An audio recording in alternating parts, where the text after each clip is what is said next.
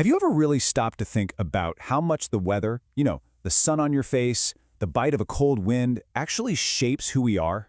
Well, that's exactly what we're diving into. We're heading to Italy, a place where the climate isn't just small talk, it's literally woven into the soul of the country.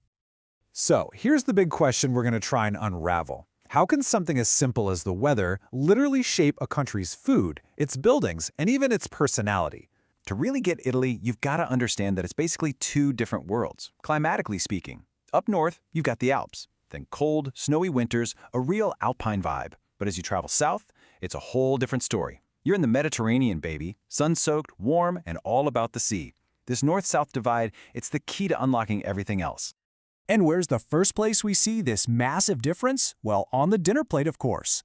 This climate split has created two totally distinct Italian kitchens, and both of them are a delicious reflection of the world right outside their door.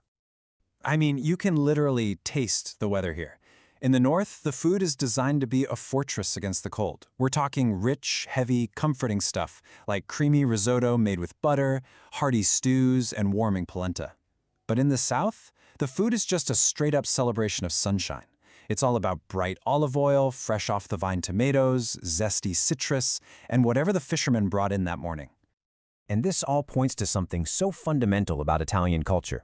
See, the menu isn't decided by some fancy chef, it's decided by the calendar. It's this deep, profound respect for eating with the seasons. So when autumn rolls around, you get earthy truffles. When summer hits, it's all about those incredibly sweet peaches and cherries. The philosophy is simple. You eat what the land gives you, exactly when it gives it to you. Now, this same logic, this idea of adapting to what the climate throws at you, it doesn't just stop at the kitchen door. Oh no. It's literally built into the stone and mortar of Italian homes and cities. The architecture is a direct conversation with the elements. And you can see it so clearly. Northern buildings are like these cozy fortresses designed to trap every last bit of warmth. They have smaller windows, and the streets are packed tightly together to keep the cold out. But southern buildings, they're designed to breathe. They fight back against the sun with thick, light-colored walls and welcome any cool breeze with open courtyards and shaded terraces. Two totally different approaches for two totally different climates.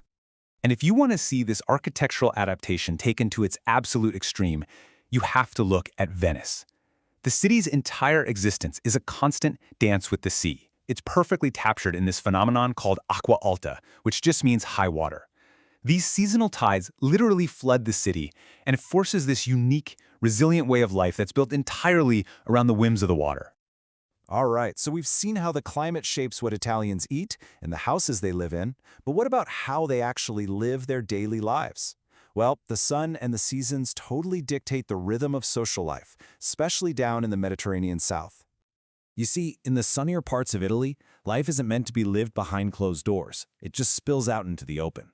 That warm, reliable weather turns the public squares, the piazzas, and the cafes into these massive communal living rooms. They're places to connect, to talk, and just to be part of the community. And the perfect example of this is one of Italy's most beloved rituals, the passeggiata. Okay, so picture this. The brutal heat of the day finally breaks, and as evening sets in, whole towns just come alive. Everyone comes out for this leisurely stroll. It's not about getting anywhere, it's about seeing people, being seen, and just soaking up the community vibe. It's a beautiful tradition born directly from the Mediterranean climate. Of course, there's always a flip side to that intense sun. Down in the hottest southern regions, that afternoon rest, the siesta, it isn't about being lazy. Not at all. It's pure, smart adaptation. It's the most practical way to escape the worst of the midday heat, and it's a climate-driven decision that shapes the entire rhythm of the workday. But here's the thing, this incredible, delicate balance that has been built over centuries, this deep connection between a people and their climate, is now seriously under threat. The very foundation of this Italian way of life is facing a crisis like never before. And make no mistake, Italy is on the front lines. It's getting hit from all sides. We're talking more frequent and way more intense heat waves, devastating droughts hitting the farms in the south, and rising sea levels that are an existential threat to cities like Venice. The very things that make Italy Italy, its wine, its olives, they're all at risk. And this isn't some problem for the distant future, it's happening right now. Just to put it in perspective, think about Italy's world-famous wine.